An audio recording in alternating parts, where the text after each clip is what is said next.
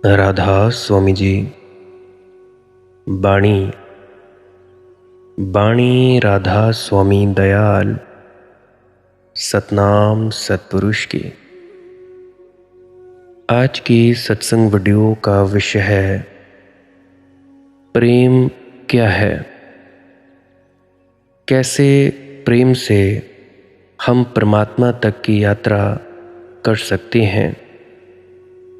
कैसे हम सिर्फ प्रेम मात्र से परमात्मा से मिलाप कर सकते हैं।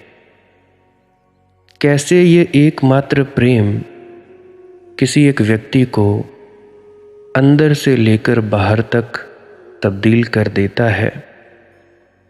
तो चलिए इसी विषय के संदर्भ में आज की सत्संग वीडियो संत वाजिद जी की वाणी के माध्यम से आरंभ करते हैं। गुरु प्यारी सत्कारयोग सत्संगत जी, आप सभी के भीतर बैठे परमात्मा को मेरा प्रणाम। आप सभी के चरणों में मेरा प्रणाम। विनती करना चाहता हूँ, जिन जिन लोगों का मन चंचल है, उन्हें तंग करता है, भजन सिमरन के वक्त तरह तरह के विचार उठाता है, वे लोग इस वीडियो को पूरी सुनने की कृपालता ज़रूर करें जी। हो सकता है कोई ना कोई तुक, कोई ना कोई वाक्य, कोई ना कोई शब्द आपके भीतर उतर जाए, आपके प्रश्न का किसी का जवाब मिल जाए या आपका मन स्थिर हो जाए, तो आप जिस पूरी वीडियो को सुन सकते हो। बाकी आपकी मौज है, बाकी मालिक की मौज है। अगर एक बार ना समझ में आए वीडियो, तो आप जी इस वीडियो को बार बार भी सुन सकते हैं। तो अब मैं अपने मूल विषय की ओर बढ़ने जा रहा हूँ। संत वाजिद जी की वाणी है, खैर सरीखी और न दूजी वसत है, मेलहे वासण माही कहाँ मुँह कसत है। तू जिन जाने जाए रहेगो ठामरे, हरि हाँ माया दे वाजिद धनी के कामरे। यह वाणी संत वाजिद जी की वाणी है। संत वाजिद धर्म की घोषणा कर रहे हैं, जो सच्चा धर्म है। धर्म की घोषणा प्रेम की घोषणा है। धर्म का प्रयास पृथ्वी पर प्रेम के प्रसाद को उतार लेने के लिए है। धर्म की प्रार्थना प्रभु इस पृथ्वी पर उतरे, इसके अतिरिक्त और कुछ भी नहीं है। और प्रभु के उतरने की सीढ़ी है प्रेम। प्रभु तक जाने की सीढ़ी भी है प्रेम। प्रभु के हम तक आने की सीढ़ी भी है प्रेम। स्वभावतः जिस सीढ़ी से हम ऊपर चढ़ते हैं, उसी सीढ़ी से नीचे भी आते हैं। प्रेम जोड़ता है स्वर्ग को और पृथ्वी को। जिन्हें स्वर्ग तक जाना है, उन्हें भी प्रेम की सीढ़ी चढ़नी होती है। और अगर स्वर्ग को लाना है पृथ्वी पर, तो उसे भी प्रेम की सीढ़ी से ही लाना होगा। धर्म का सार सूत्र प्रेम है। अब यहाँ मैंने स्वर्ग शब्द का उपयोग किया। स्वर्ग का मतलब है स्वयं का वर्ग, यानी जहाँ पे आप अपने आप में स्वयं में ठहरना शुरू हो जाते हो, तब जिस आनंद को आप अनुभव करते हो, उस अनुभूति को कहते हैं स्वर्ग। स्वर्ग कोई भौगोलिक क्षेत्र नहीं कि जैसा हम इस पृथ्वी पर जीते हैं, ऐसा ही कोई अन्य होगा क्षेत्र जहाँ पे हम स्वर्ग को भोग पाएं। कहा जाता है स्वर्ग में कल्प वृक्ष है। अब गुरु नानक देव जी की वाणी है, जो मांगूं ठाकुर अपने ते सोई सोई देवै। ये उन्होंने क्यों कहा? ये कल्प वृक्ष की ही व्याख्या है। यानी जब हम गहरे ध्यान में भीतर जाते हैं, इतने भीतर जाते हैं, तो वहाँ पे हमारी एक अवस्था ऐसी भी आती है जहाँ हम जो मांगते हैं, कुछ भी मांगे, तो जो मांगूं ठाकुर अपने ते सोई सोई देवै। यानी जो कुछ भी हम परम तत्व से मांगते हैं वो वैसा वैसा हमें प्रदान कर देता है। तो कल्प वृक्ष का वर्णन है स्वर्ग में, यानी भीतर जाने की यात्रा में एक ऐसी अवस्था का भी अनुभव होता है जहाँ पे हम बड़ी ही खुशी, बड़ा ही आनंद अनुभव करते हैं। परंतु इस आनंद में उलझकर अगर हम अपनी यात्रा को बंद कर दें, सोचें कि बहुत ही आनंद है जी, यही आखिरी पड़ाव है, तब भी हमारी कोई ज़्यादा समझदारी नहीं होगी। हमने इस आनंद के अनुभव से भी आगे जाना है। अब जैसे कि बहुत से प्रेमी जन हैं जो कहते हैं कि मनदीप बेटा, जो हमें पहले महसूस होता था अब नहीं होता, ये क्यों होता है? देखिए, जब कुछ भी महसूस होता है तो वो महसूस करने वाला कौन है? महसूस करने वाले आप खुद हो। दृष्टा कौन है? गवाह कौन है? आप खुद हो। तो इसका ये मतलब है कि महसूस करना कुछ अलग है और जिसको महसूस किया जा रहा है वो कुछ अलग है। छोटी उदाहरण देता हूँ। अब जैसे सेब है, सेब लेकर आए, सेब को तुम लोगों ने खाया, सेब को दांत से काटा और मुंह में जुगाली करने लगे, तो सेब अलग चीज़ है, आप अलग चीज़ हो, और जो आपको स्वाद आया, स्वाद का अनुभव हुआ, महसूस हुआ, वो अलग चीज़ है। तो इससे हमें क्या समझना चाहिए? इस बात से हमें ये समझना चाहिए कि ध्यान में भीतर उतरते उतरते जो भी जिस भी प्रकार के अनुभव हमें महसूस होते हैं, कोई भी प्रकार के दृश्य हमें दिखते हैं, वो दृश्य ना तो हम हैं और ना ही ये अनुभव हम हैं। अनुभव हम करते हैं, अनुभव हम नहीं है। दृश्य हम देखते हैं, दृश्य हम नहीं। तो इससे सीधा और साफ क्या पता लगता है? यही पता लगता है, अगर हम उस अनुभव के पीछे भागेंगे या उन दृश्यों के पीछे भागेंगे, तब हम फिर से इस माया जगत में ही घूमे जा रहे हैं। माया यानी क्या? माया मापने का यंत्र या यंत्र। यानी ये जो भी चीज़ें दिखाई देती हैं, ये बाहर दिखाई देती हैं, है नहीं। हालांकि अभी आप लोगों के लिए दिखाई पड़ती हैं। इसका मतलब ये नहीं कि वृक्ष नहीं है, पत्थर नहीं है, दीवार नहीं है, दरवाज़ा नहीं है। ये हैं, अभी के लिए आपके अनुभव में जो है वो है। अगर ये मानोगे कि भाई ये माया है, दीवार माया है, तो दीवार से गुजरने की कोशिश करोगे, सर टूटेगा। ये मूर्खता नहीं होगी, ये मूर्खता है। हमें किस माया से बाहर निकलना है? ध्यान के भीतर जब हम अनुभवों को महसूस करते हैं तो वो सब माया, यानी आए जाए सो माया। जो चीज़ आती जाती रहती है वो माया। जो चीज़ सदा के लिए थी, है और रहेगी, अनश्वर है, वही तो सत्य हो सकती है। जहाँ पे ना प्रलय होती है ना महाप्रलय होती है, केवल वही स्थान तो हमारे लिए शुभ होगा। तुम लोग ज़रा सोचो।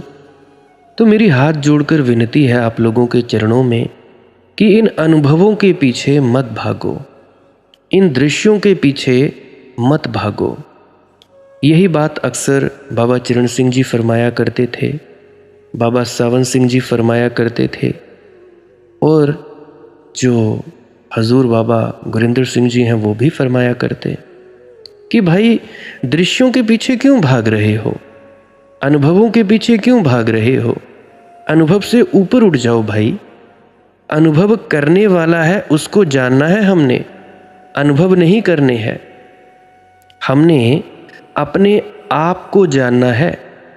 अभी जैसे पीछे मैंने उदाहरण दी सेब की आपकी, और आप जो मुंह में स्वाद ले रहे हो, अब सेब क्या आप हो? जो महसूस कर रहे हो स्वाद सेब को खाने का, वो क्या आप हो? नहीं। तो आप कौन हो? जो इस सेब का स्वाद ले रहा है। ये तो है बाहरी उदाहरण। अब भीतर में क्या है? आपका जो आत्म तत्व है, जो आप खुद हो, वो हो आप, उसको जानना है।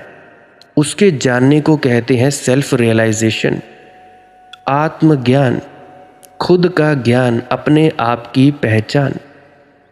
ये बात होगी। और आप लोग तो भागते फिरते हो दृश्यों को, आप लोग भागते फिरते हो जी अनुभवों को लेकर।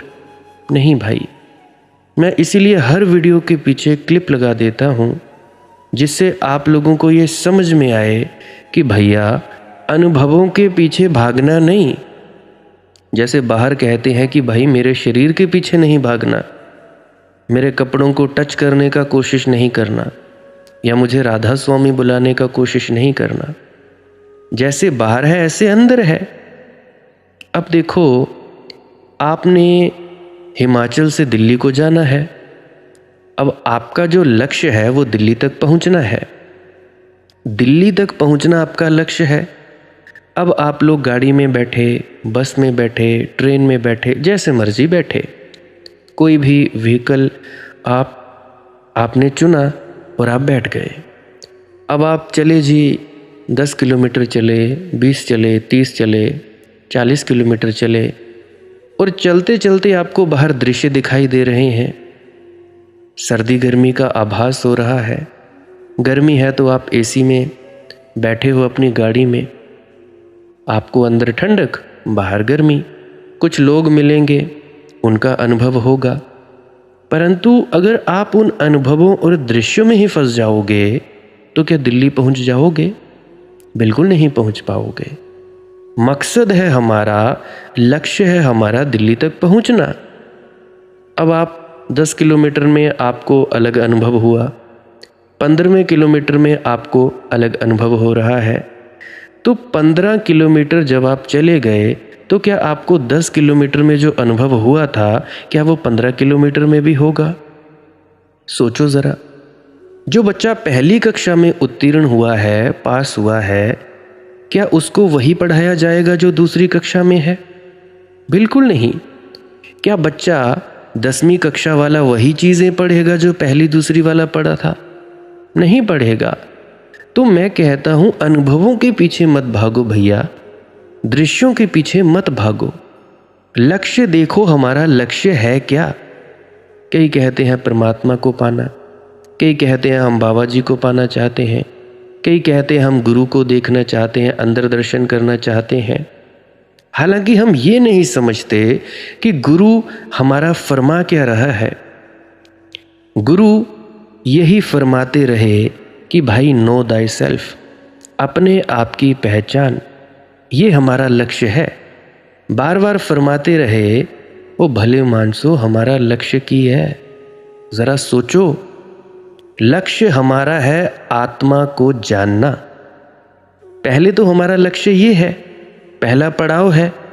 आत्मज्ञान हो गया तो परमात्मा का ज्ञान होने में ज़्यादा देर नहीं लगती। आत्मज्ञानी व्यक्ति मुक्त ही होता है, बेशक चाहे मर ही जाए इस जन्म में, अगले जन्म में हो जाएगा, हो ही जाएगा, उसमें कोई भी शक शुबा नहीं होती। तो हमारा जितना भी जोर है वो अपने आप को जानने में लगाना चाहिए। ये नहीं कि भाई हम वो दृश्य देख लें, ये देख लें, वो देख लें। नहीं ये अनुभव हो जाए वो हो जाए, बिल्कुल नहीं। अनुभव हुआ, अनुभव लो, आगे बढ़ो। दृश्य दिखा, आनंद आया, आगे बढ़ो। गुरु का स्वरूप अंदर प्रकट हो गया, देख लिया, आगे बढ़ो। अरे बाबा, अगर गुरु का स्वरूप प्रकट हो गया तो वहीं तक थोड़े ना रुक जाना है हमने। सोचो, क्या वहीं तक रुक जाना हमारी मंजिल थी? अगर गुरु का तुम्हारा स्वरूप अंदर प्रकट हो गया, अगर वो स्वरूप आगे जाकर दिखना बंद हो जाए तब भी कोई बात नहीं, आगे जाओ और आगे और आगे। आगे जाने से मेरा मतलब है कि कुछ मत करो। शब्द धुन सुन रही है, धुन सुनते रहो। बैठो, जैसे पहले के अनुभव होने के लिए कुछ नहीं किया, ऐसे ही आत्मज्ञान होने के लिए भी कुछ नहीं करना होगा। करना बस इतना ही है कि चुपचाप बैठो। पहले कुछ नहीं किया, आगे भी कुछ नहीं करोगे। अब इस कुछ नहीं करने का मतलब क्या है मेरा? इस कुछ नहीं करने का मतलब ये है कि चुपचाप बैठो। चौकड़ी लगानी है चौकड़ी लगाओ, सोफे पे बैठना है सोफे पे बैठो, बेड पे बैठना है बेड पे बैठो, जिधर दिल करता है बैठो। बस खाली होकर बैठो, बैठना ही है, खाली होकर बैठना है। जो जो गुरु ने हिदायतें दी हैं वो करो। पूरी पूरी हिदायत ही माननी है।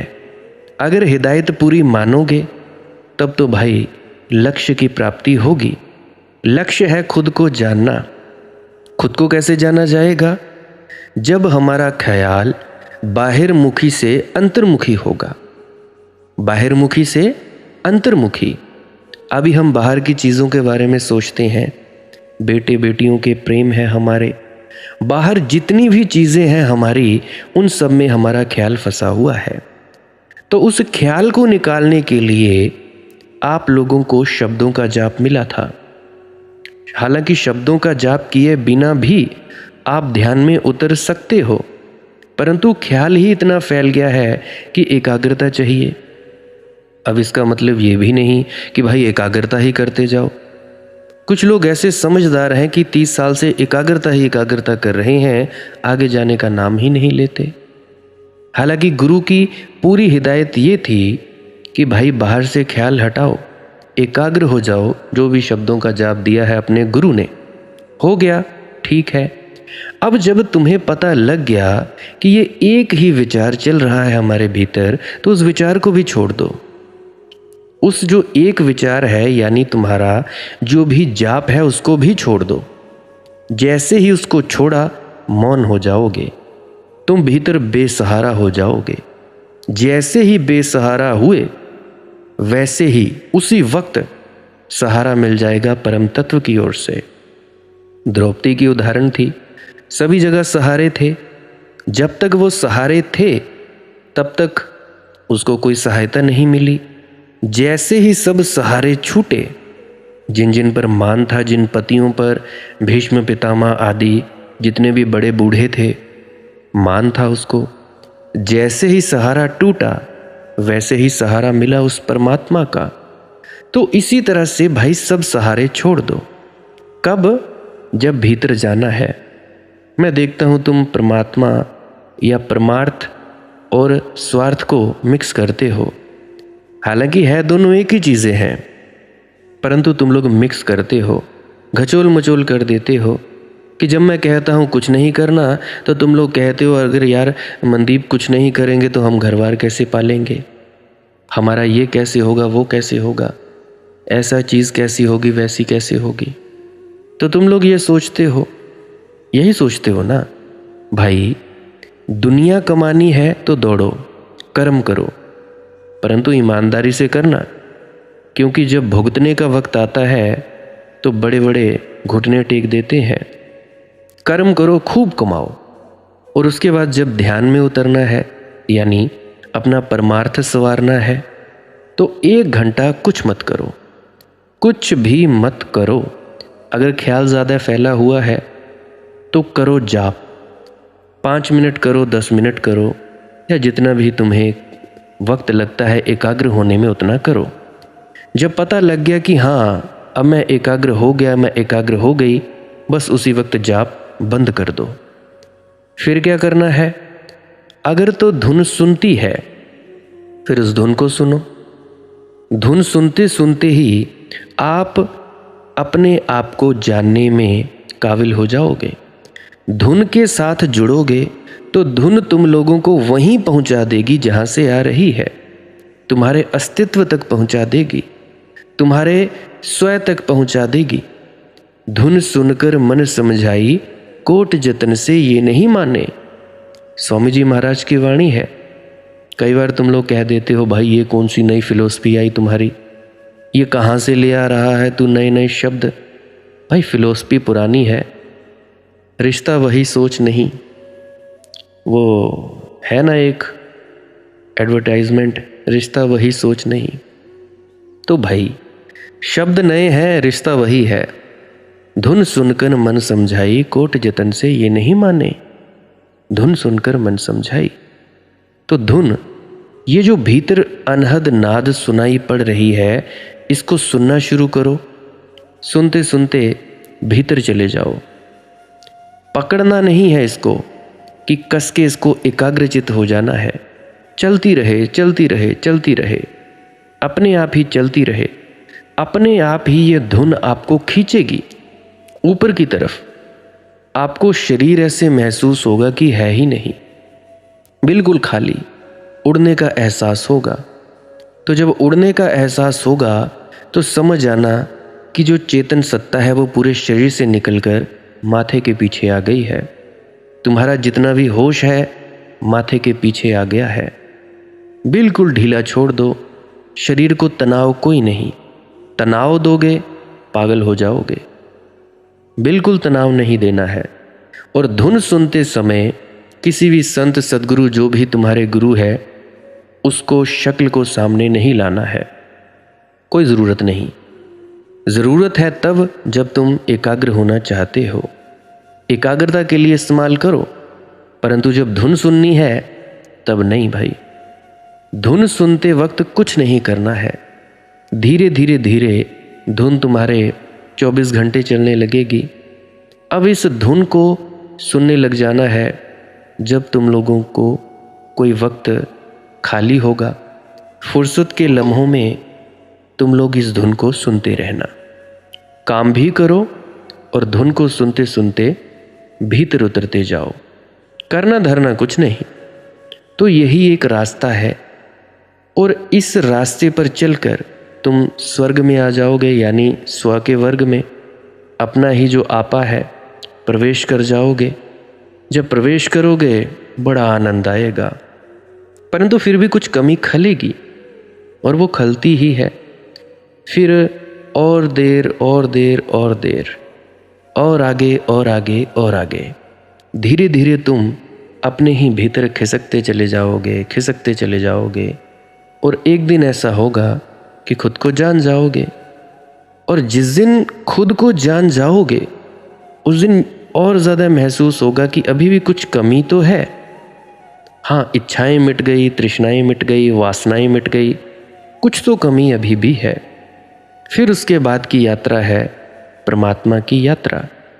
उस परम तत्व को मिलने की, उसमें विलीन होने की यात्रा। ये है सारी यात्रा। कोई मुश्किल भी नहीं है। मुश्किल बनाया है इन पंडितों ने, इन झूठे सत्संगकर्ताओं ने। ना तो खुद का कोई अनुभव है, बस किताबें चाटते रहते हैं। परंतु बहुत से ऐसे भी हैं जिनकी बस मौजूदगी से ही आनंद आता है। पाँव छूने का दिल करता है कि कहाँ थे आप प्रभु, शुक्र है महाराज आपका, आपने हमें इतनी अच्छी चीज़ बताई, हमारे वहम भ्रम दूर किए।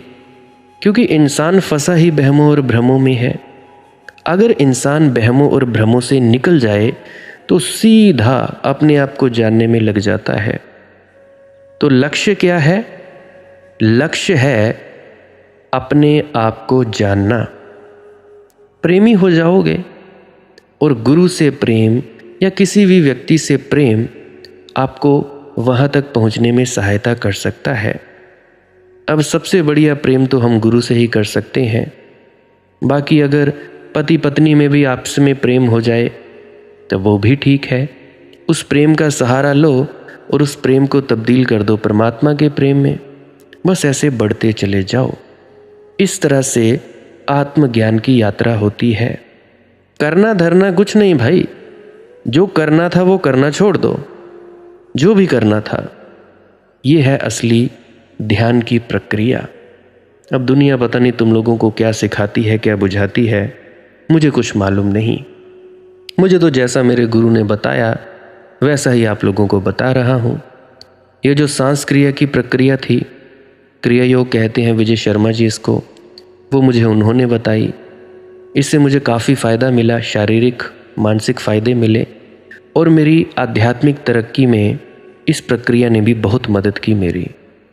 बाकी तो था ही।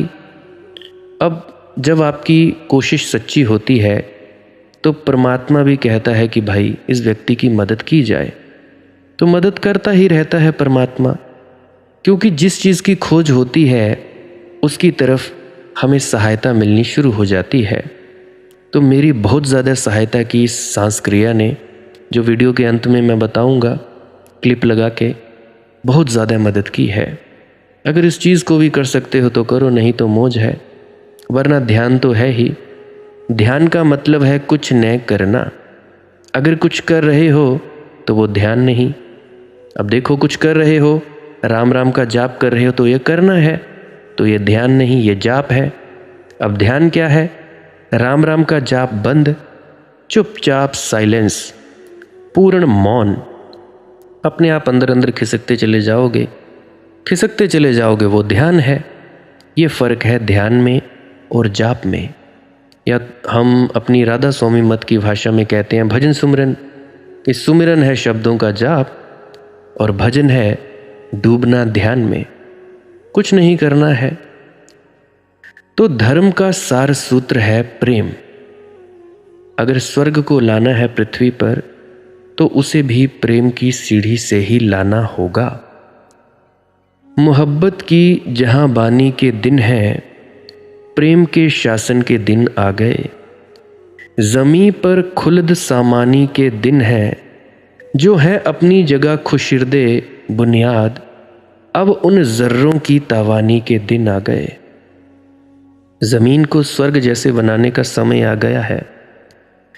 सूर्यों के दिन तो सदा से थे, अब एक एक अणु के सूरज के जैसे प्रकाशित हो जाने के दिन आ गए।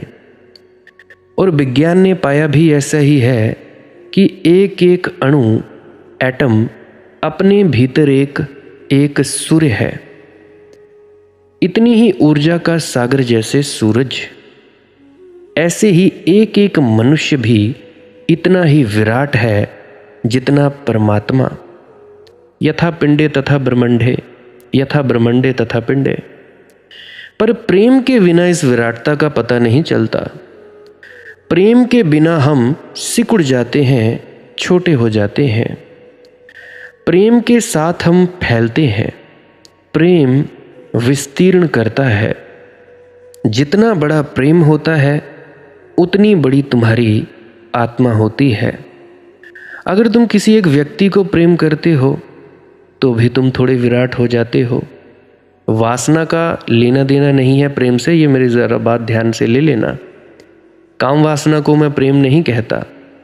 प्रेम है जिनको होता है बस होता है, बस बड़ा ही आनंद आता है। तो मैं फिर से कहता हूँ, काम वासना को प्रेम मत समझना। प्रेम फैलता ही चला जाता है। तो जितना बड़ा प्रेम उतनी बड़ी तुम्हारी आत्मा। अगर किसी एक व्यक्ति को प्रेम करते हो तो भी तुम थोड़े विराट हो जाते हो। 2 को करते हो तो और ज़्यादा, 3 को करते हो तो और ज़्यादा। और जिस दिन ये सारा जगत तुम्हारा प्रेम पात्र हो जाएगा, तुम्हारा प्रीतम, उस दिन तुम्हारी आत्मा इतनी बड़ी होगी जितना बड़ा आकाश है। हर एक जंजीर है अब पा शिकस्ता। जंजीरें आदमी के पैरों पर बहुत जीर्ण शीर्ण हो गई हैं। तोड़ देने का वक्त आ गया है। ज़रा सा झटका और टूट जाएंगी। हर एक जंजीर है अब पा शिकस्ता, हर एक जिंदा की वीरानी के दिन है। और कारागृह अब वीरान हो जाने चाहिए। कौन से कारागृह, कौन से जेल खाने? लोहे के सींकचों से जो बने हैं वे असली जेल खाने नहीं है। असली जेल खाने तो वे हैं जो तुम्हारी नफरत या घृणा की ईंटों से चुने हुए हैं। आदमी बंद है तो घृणा, वैमनस्य, क्रोध, ईर्ष्या, द्वेष इनके जेल खानों में बंद है। और आदमी मुक्त होगा तो प्रेम के आकाश में मुक्त होगा। आ गए दिन जब सारे जेल खाने वीरान हो जाएं, मनुष्य मुक्त हो। लेकिन मनुष्य प्रेम के अतिरिक्त और किसी तरह मुक्त होता ही नहीं है। जो लोग मुक्त होना चाहते हैं बिना प्रेम के, उनके लिए मुक्ति भी एक नया बंधन हो जाता है और कुछ भी नहीं। इसलिए तुम तुम्हारे साधु संतों को नए नए बंधनों में बंधा हुआ पाओगे। उनका बंधन नया है, उनके बंधन पर मोक्ष का नाम लिखा है। मगर जिनके हृदय प्रेम से शून्य है, जिन्होंने प्रेम की रसधार तोड़ दी है और जिन्होंने प्रेम के सेतु जला दिए हैं, वे लाख चिल्लाते रहे मोक्ष सचखंड के लिए, उन्होंने मोक्ष सचखंड का उपाय मिटा दिया। उनकी पुकार कहीं भी पहुंचती नहीं, उनकी पुकार का कोई परिणाम नहीं होगा। उन्होंने बीज ही दग्ध कर दिया जो मोक्ष या सचखंड बनता है। प्रेम का बीज ही मोक्ष या सचखंड का फूल बनता है। मनुष्य के हृदय में प्रेम से मूल्यवान और कुछ भी नहीं। इसीलिए मेरी सारी शिक्षा तुम्हारा प्रेम जैसे जैसे विकसित हो, जिस जिस दरवाजे से विकसित हो, जिस जिस माध्यम से, सब माध्यम उपयोग करना है। देह का प्रेम भी सुंदर है, लेकिन उसी पर रुक मत जाना। मन का प्रेम भी सुंदर है, लेकिन उसी पर ठहर मत जाना। आत्मा का प्रेम भी सुंदर है, लेकिन वहां भी नहीं रुकना है। पहुंचना तो परम तत्व तक है, परमात्मा। तभी तुम्हारी सारी जंजीरें टूटेंगी। और जंजीरें बिल्कुल जीर्ण शीर्ण हो गई हैं। जरा झटका दे दो कि टूट जाएं। तुम्हारे ऊपर जंजीरों का प्रभाव बहुत नहीं रह गया है। सिर्फ पुरानी आदतों के कारण तुम जंजीरों के प्रभाव में हो। आज कौन हिंदू हिंदू है, कौन मुसलमान मुसलमान है, कौन ईसाई ईसाई है।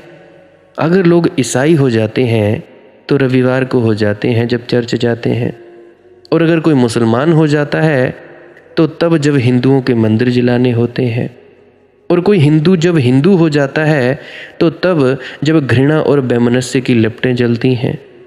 ये जंजीरें, ये जेल खाने तुम काम में ही तब लाते हो जब तुम गलत करना चाहते हो।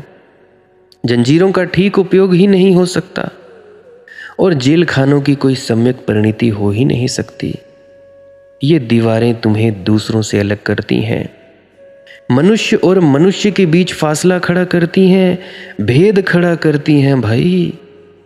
अरे बाकी हिंदू मुसलमान की तो छोड़ो, अभी कुछ मूर्ख लोग, मैं राधा स्वामी हूँ तू गैर राधा स्वामी है, मैं सत्संगी हूँ तू गैर सत्संगी है, मैं राधा स्वामी हूँ तू निरंकारी है, तू आर्य समाजी है, फलाना है ढिकाना है। इनके बीच में भी फासले हैं, भेद हैं। मैं नामदानी तू गैर नामदानी, बाहर निकालो इनको, इनके बीच में बात नहीं हो सकती। ऐसे ऐसे मूर्ख लोग हैं इस दुनिया में। मनुष्य के और मनुष्य के बीच में फासला खड़ा करती हैं भाई ये दीवारें, मनुष्य को मनुष्य का दुश्मन बनाती हैं। ये मूर्ख इतना नहीं देखते कि हम सब परमात्मा की संतानें हैं, तो कौन अच्छा और कौन बुरा। सोचो, इनके तोड़ने के दिन आ गए और एक झटके में टूट जाएंगी ये, क्योंकि ये बड़ी जीर्ण शीर्ण हो गई हैं, बहुत पुरानी हैं। इनके प्राण तो निकल ही चुके हैं, तुम इन्हें क्यों ढो रहे हो, यही आश्चर्य की बात है। तुम्हारी आत्मा का इनके साथ कोई संबंध भी नहीं रह गया है। हर एक जंजीर है अब पा शिकस्ता, हर एक जिंदा की वीरानी के दिन है। हर जेल खाने को बर्बाद कर देने का समय आ गया है। धर्म मनुष्य को तैयार करता रहा है इस घड़ी के लिए, वह घड़ी करीब आ गई है। महावीरों ने, बुद्धों ने, मोहम्मदों ने, बाबाओं ने, जितने भी गुरु हैं, उन्होंने जिस घड़ी की प्रतीक्षा की थी वह घड़ी करीब आ रही है। ये पृथ्वी अब एक हो सकती है, सब दीवारें गिराई जा सकती हैं और सब जंजीरें तोड़ी जा सकती हैं। जो उनकी आकांक्षा थी आज पूरी हो सकती है। एक बहुत अपूर्व क्षण मनुष्य जाति के इतिहास में करीब आ रहा है। इस सदी के पूरे होते होते तुम या तो मनुष्य को मिटा हुआ पाओगे या मनुष्य का एक नया जन्म देखोगे। यह भविष्यवाणी है। वह जन्म प्रेम का जन्म होगा। अब प्रेम का मंदिर ही बचेगा पृथ्वी पर, और मंदिर नहीं बच सकते, और मंदिर की जरूरत भी नहीं है। सारे मंदिर प्रेम के मंदिर बन जाने चाहिए और सारे मंदिरों में प्रभु उल्लास के गीत गाए जाने चाहिए। हो चुकी उदासी बहुत, हो चुका विराग बहुत, हो चुकी त्याग तपश्चर्या की बातें बहुत। अब प्रेम का गीत और प्रेम का झरना फूटना चाहिए। विराग संसार से करने की चेष्टा असफल हो गई, अब परमात्मा से राग करना चाहिए। और मैं तुमसे कहता हूं, जो परमात्मा से राग कर लेता है उसका संसार से विराग अपने आप हो जाता है। जो विराट के प्रेम में पड़ जाता है, शूद्र से अपने नाते अपने आप टूट जाते हैं। शूद्र से नाते तोड़ने की चेष्टा ही छोड़ दो, विराट से संबंध जोड़ो। यह मौलिक भेद है मेरी दृष्टि में और अन्य दृष्टियों में। अन्य दृष्टियां कहती हैं अंधेरे से लड़ो, मैं कहता हूं दिए को जलाओ, अंधेरे से लड़ो मत। अंधेरे की कोई औकात है? अंधेरे का कोई अस्तित्व है? अंधेरे की कोई शक्ति है? दिया जलेगा और अंधेरा नहीं हो जाएगा। संसार को छोड़ो मत, परमात्मा से प्रेम कर लो और उसी प्रेम में संसार छूट जाएगा। संसार में रहते रहते भी तुम संसारिक नहीं रह जाओगे। इसी कीमिया को मैं सत्संगी होना कह रहा हूं। असली सत्संगी वही है, बाकी तगमे लगा लेने से कोई सत्संगी नहीं होता।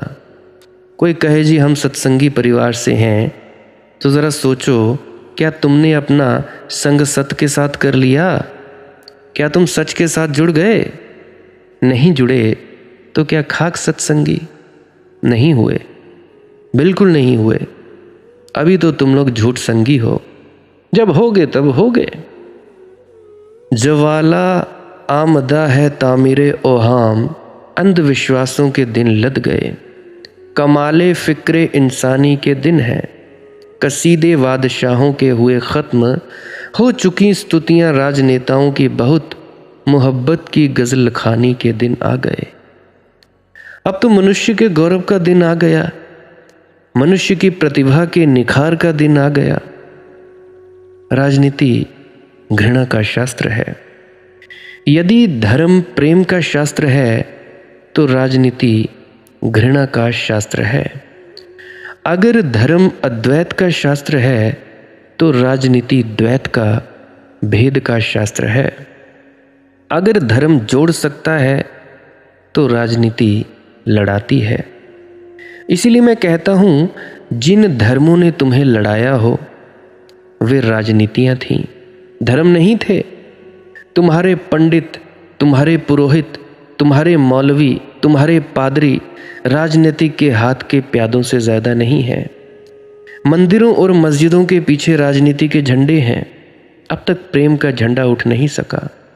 बहुत बार उठाने की कोशिश की गई है।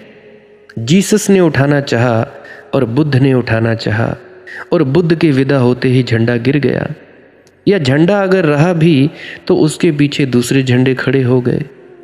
बहुत बार मनुष्य की प्रज्ञा को गौरव देने के आयोजन किए गए। तुम्हारे भीतर परमात्मा का आवास है, इसकी घोषणाएं की गई, लेकिन तुम बार बार सो जाते हो। और भूल जाते हो। तुम सपनों में खो जाते हो। तुम संतों की बात सुनते ही नहीं। तुम बुद्धू पुरोहितों के चक्कर में पड़ जाते हो, और बुद्धू पुरोहित को तुम्हारी मुक्ति से कोई प्रयोजन नहीं है। उसका प्रयोजन है तुम्हारे शोषण से। तुम्हारे शोषण पर वह जीता है। हाँ, लफाजी है, सुंदर उसके शब्द हैं, वेद उसे कंठस्थ हैं, कुरान उसे याद है। बुरा मत मानना, माफ़ करना मुझे। कुछ सत्संग सेंटरों में गया तो कुछ सत्संग कर्ता भी बने हुए हैं, किताबें उनको कंठस्थ हैं, खाली लफाजी हैं। पर उतनी ही जैसे तोतों को याद हो जाए, बस तोता रटंत से ज़्यादा कुछ भी नहीं। उसके प्राण में कहीं भी उपनिषद या बाबा जी की वाणी की गूंज नहीं है। उसके जीवन में कहीं धम्मपद का कोई अनुभव नहीं है। उसकी श्वासों में अभी कुरान की तरन्नुम नहीं वसी है, और ना उसके हृदय ने अभी जाना है कि परमात्मा क्या है, राधा स्वामी दयाल कौन है। उसने तो धर्म को भी मनुष्य के ऊपर हावी होने का एक कारगर उपाय समझा है। लद गए वे दिन, अब चाहो तो तुम बाहर निकल आओ अपने कारागृहों से। सिर्फ पुरानी आदत के कारण तुम रुके हो। दरवाजा खुला पड़ा है, दरवाजे टूट गए हैं, जंजीरें सड़ गई हैं। कोई कारण जेल खानों में रहने का नहीं रह गया है। सिर्फ हिम्मत जुटाने की बात है, सिर्फ जरा सा साहस, और सब लक्ष्मण रेखाएं जो तुम्हारे पास खींची गई थी, सब अंधविश्वास कचरे के ढेर में फेंक दिए जा सकते हैं। अब दिन आ गए प्रेम के गीत गाने के भैया। मोहब्बत की गजल लखानी के दिन है। बहुत मासूम है एक एक लग्जिश। और प्रेम के रास्ते पर भूल भी करो तो प्यारी है, और घृणा के रास्ते पर भूल न भी करो तो भी भूल है। इसे समझना। प्रेम का जादू ऐसा है कि उसके रास्ते पर भूल भी करो तो भूल नहीं रह जाती। प्रेम के रास्ते पर भूल बड़ी भोली भाली हो जाती है, बड़ी निर्दोष हो जाती है। घृणा के रास्ते पर बिल्कुल ठीक ठीक भी करो तो भी ठीक ठीक सिर्फ चालाकी होती है, चालबाजी होती है। बहुत मासूम है एक एक लग्जिश, एक एक भूल बड़ी भोली भाली है। गरूरे पाक दामनी के दिन हैं। अब इस भोली भाली पवित्रता के गौरव के दिन आ गए। मनुष्य को निर्दोष बनाना है, पांडित्य नहीं देना है मनुष्य को। पांडित्य मनुष्य के प्रेम की हत्या कर देता है। मैंने देखा, बहुतों को देखा। पंडित को तुम प्रेमी ना पाओगे। पंडित का मस्तिष्क इतना कचरे से भर जाता है कि उसके हृदय को गुनगुनाने का मौका ही नहीं रहता। पंडित सिर में जीने लगता है, बाहर बाहर से दिखावा करता है, बड़ा विनम्र है, परंतु चालाकी। यूं तो लोगों के सामने दिखाता है बड़ा प्रेम है जी, घर में उसको देखो बर्बादी, और लोगों से उसका व्यवहार देखो बर्बादी। तो पंडित सिर में जीने लगता है, हृदय को भूल ही जाता है। हृदय की उसे याद ही नहीं रह जाती, और पंडित हृदय की बात सुन भी नहीं सकता, क्योंकि हृदय की बात पागलपन की मालूम होती है। जिसने बुद्धि के गणित को सब कुछ समझ लिया, उसे हृदय की बात अंधी मालूम होती है। इसीलिए पंडित प्रेम को अंधा कहते हैं। मैं तुमसे कहता हूं, प्रेम ही सिर्फ आंखवान है। प्रेम के पास ही सिर्फ आंख है, क्योंकि उसी आंख से परमात्मा देखा जाता है, और बाकी सब आंखें अंधी हैं। लेकिन होशियार आदमी प्रेम को अंधा कहते हैं। जरूर उनकी होशियारी में कहीं चूक है। तार्किक व्यक्ति कहते हैं बचना प्रेम से, क्योंकि प्रेम पागलपन है। तर्क की दृष्टि में प्रेम पागलपन है भी, क्योंकि तर्क कहता है छीनो झपटो, और प्रेम कहता है जी दे दो, लुटाओ। छीन झपट वाले तर्क के लिए देने की बात पागलपन तो मालूम होगी ही। तो मैं तुम लोगों को जो फार्मूला देना चाहता हूं वो है दान। दान का मतलब पूरा दो, अशेष भाव से दो। अपने को पूरा दे डालो, अपने को चुका ही दो देने में, कुछ बचाना मत। जरा सी भी कृपणता मत करना। क्योंकि तुमने जितनी कृपणता की उतने ही तुम परमात्मा से वंचित रह जाओगे। परमात्मा उसे मिलता है जो अपने को समग्रीभूत रूप से दे देता है। समर्पित को मिलता है परमात्मा, और प्रेम की पाठशाला में ही समर्पण के पाठ सीखे जाते हैं। बहुत मासूम है एक एक लग्जिश। घबराना मत, प्रेम के रास्ते पर अगर पैर डगमगाएंगे, क्योंकि तुम कभी चले नहीं। और प्रेम के रास्ते पर अगर तुम्हें नई नई अनुभूतियां हों तो डरना मत, घबराना मत। अज्ञात का भय लगता है, अनजान अपरिचित का भय लगता है। तुम अब तक होशियारी से जिए हो, संभल संभल कर चले हो। तुम्हें लड़खड़ाने का पता ही नहीं है, लेकिन लड़खड़ाने की एक निर्दोषता है, एक सरलता है। शराबी को देखा है कभी लड़खड़ाते? ऐसा ही प्रेमी भी लड़खड़ाता है। परमात्मा की शराब को पीकर लड़खड़ाता है, मदमस्त हो जाता है, डोलने लगता है। उसकी आंखें गीली हो जाती हैं। आंखें ही नहीं, उसका हृदय भी गीला हो जाता है। उसके सारे प्राण एक नई लय से भर जाते हैं। अस्तित्व के छंद से उसका जो तालमेल होने लगता है। वृक्षों की हरियाली उसे अपनी हरियाली मालूम होने लगती है। फूलों की लाली उसे अपनी लाली मालूम होने लगती है। उधर सूरज उगता है तो इधर उसे लगता है उसके भीतर भी कोई उगा। अस्तित्व के साथ उसका एक समानांतर संबंध हो जाता है। उधर फूल खिलते हैं तो उसे लगता है इधर भीतर भी कोई खिला। तब कोई जान पाता है परमात्मा को। मगर इसके लिए, इस अनुभूति के लिए दान की कला सीखनी होगी। और दान से इतना ही मत समझ लेना कि चले गए और मंदिर में 2 पैसे दान कर आए। ये फिर उसी गणित की बात हो गई, होशियारी की बात हो गई कि चलो कुछ दे लो, हो कहीं परमात्मा किसी दिन तो कहने को रह जाएगा कि हमने दान भी किया था। ये दान नहीं है जो प्रतिकर मांगता है। यह दान नहीं है जो पुरस्कार मांगता है।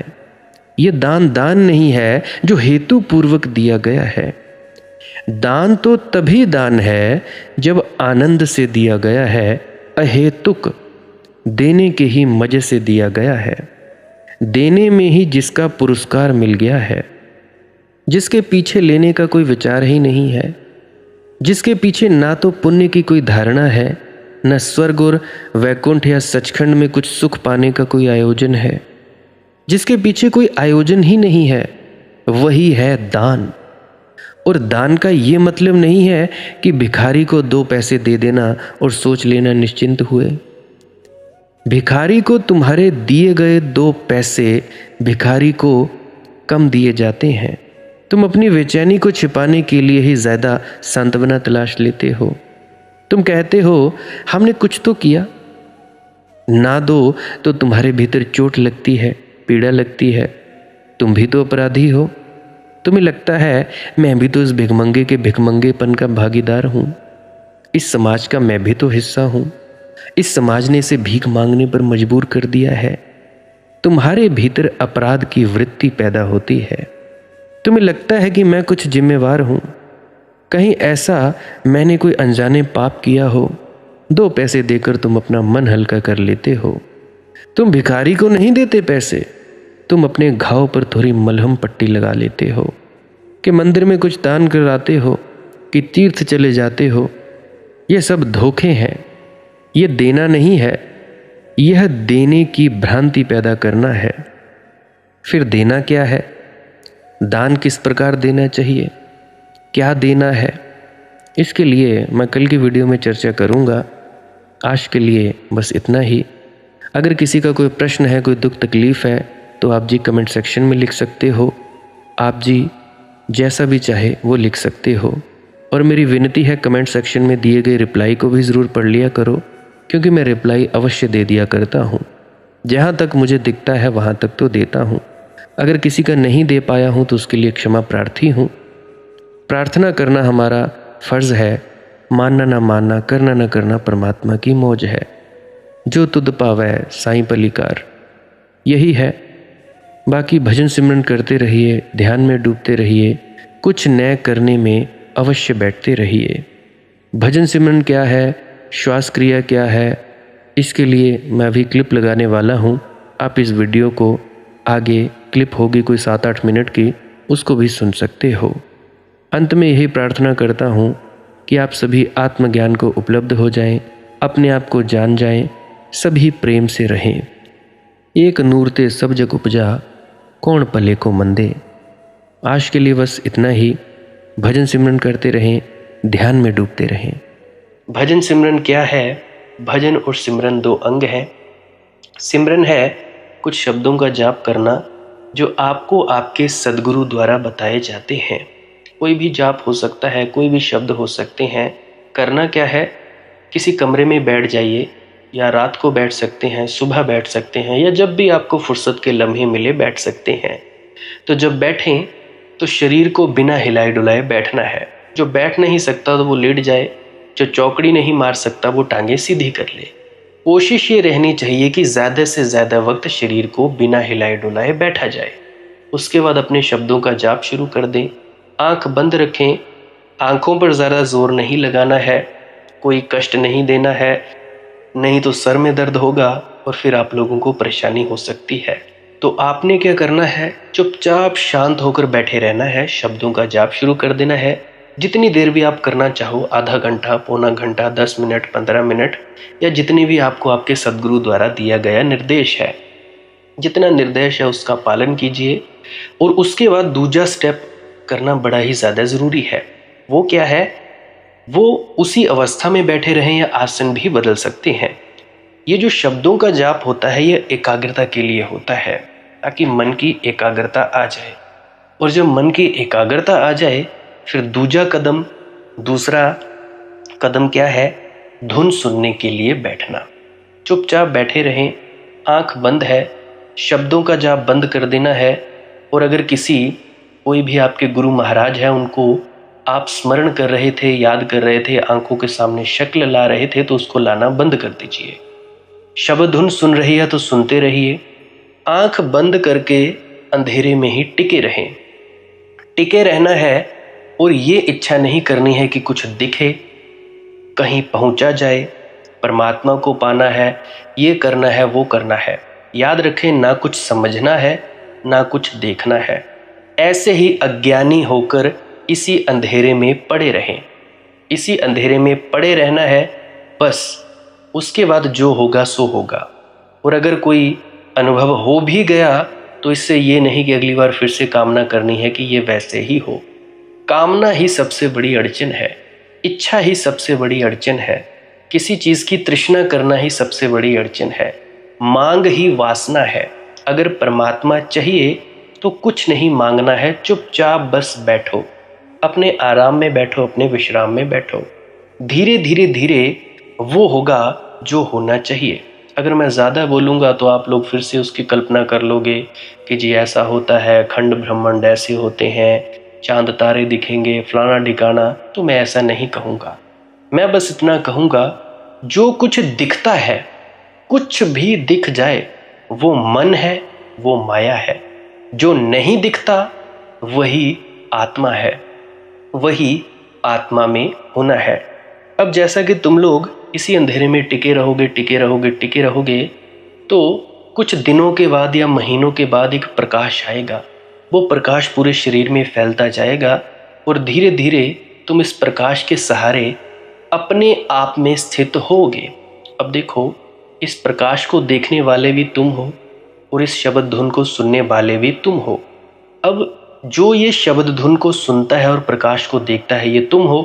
तो अपने आप में स्थित होना है, अपने आप को जानना ही सच्चा आत्मज्ञान है। खुद को जानना, खुद को जान लिया, मालिक को फिर जान जाओगे। तो इतनी सी प्रक्रिया है। और आगे आप श्वास क्रिया भी कर सकते हो। ये मुझे बताई गई थी विजय शर्मा जी द्वारा। वो एक उच्च कोटि के संत हैं, तो उन्होंने मुझे बताई, और मेरा फ़र्ज़ बनता है कि आप सभी को बताऊं। वैसे तो मैं रोज़ रोज़ बताता हूं, फिर भी आज फिर से बता रहा हूं। श्वास क्रिया क्या है? नाक से सांस लेना है, मुंह से छोड़ना है। लंबा सांस लेना है नाक से और मुंह से छोड़ देना है। 15 मिनट करें, 20 मिनट करें, आधा पौना घंटा, जितनी देर भी आप कर सकते हो करें। करने के बाद करना कुछ नहीं है, चुपचाप आंख बंद करके बैठ जाना है। लेट सकते हो तो लेट सकते हैं, वो आपकी अपनी इच्छा है। नींद आ जाए तो सो जाना है, तो शरीर को कष्ट नहीं देना है। अगर सर घूमे घूमने देना है, अगर आपका शरीर कांपे तो कांपने देना है। उसकी आपने दिक्कत, परेशानी और चिंता नहीं लेनी है, ये सब होता ही है। और मरने से डर लगे तब भी नहीं डरना है, ये होता ही है। क्या कहा मैंने? 15 से 20 मिनट कर सकते हैं, उसके बाद चुपचाप बैठें और अपने भीतर अपने आप उतर जाओगे। ठीक है जी। प्रेग्नेंट लेडीज़ बिल्कुल ना करें, जिनको दिल की बीमारी है या गोलियां वगैरह खाते हैं वो भी बिल्कुल ना करें, और बाकी सब कर सकते हैं। जिनको नींद नहीं आती वो अवश्य करें, और जिनको थोड़ा डिप्रेशन रहता है वो भी अवश्य करें, और जिनके बच्चे थोड़े पढ़ाई में कमज़ोर हैं वो भी ज़रूर करें। बाकी आपकी मौज है, करना हो करिए, नहीं तो आपकी अपनी अपनी इच्छा है। और ध्यान दें, जब सिमरन करें तो उसके बाद सीधा भजन पे बैठें, और जब ये श्वास क्रिया करें तो इसके बाद सीधा भजन के लिए बैठें। अलग अलग प्रक्रियाएं हैं, एकाग्रता के लिए है श्वास क्रिया और एकाग्रता के लिए ही है भजन सिमरन। सिमरन भी एकाग्रता के लिए और श्वास क्रिया भी एकाग्रता के लिए। ठीक है, मिक्स नहीं करना है, अलग अलग करिए। अगर श्वास क्रिया करी तो उसके बाद सीधा धुन सुनने पर बैठें। अगर सिमरन के शब्दों का जाप किया उसके बाद फिर से धुन सुनने पर बैठें। बाकी आपकी अपनी मौज है, जो आपको रुचे वो कर सकते हो। अगर धुन सुनने लगे तो धुन सुनने पर ही डायरेक्ट बैठा जाए, परंतु श्वास क्रिया मत छोड़ना, क्योंकि श्वास क्रिया करने से शारीरिक, मानसिक और आध्यात्मिक लाभ मिलता है। तो बाकी आप कीजिए, आपकी मौज है। और कोई प्रश्न है तो कमेंट सेक्शन में पूछ सकते हैं, या इंस्टाग्राम, टेलीग्राम, फेसबुक पे सर्च करें मालिक की मौज सत्संग, तो वहाँ पे पूछ सकते हैं। प्रश्न पूछने से पहले एक विनती, आप लोग पुरानी सत्संग वीडियोस को अवश्य सुनिए। क्या पता आपके प्रश्नों के जवाब मिल जाए और आप अपने भीतर ध्यान में उतर जाएं। बाकी आपकी अपनी मौज है।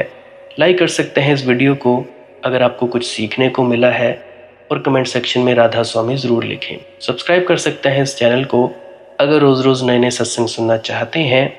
और बाकी आप सत्संग लगा के छोड़ दीजिए, और बस छोड़ दीजिए।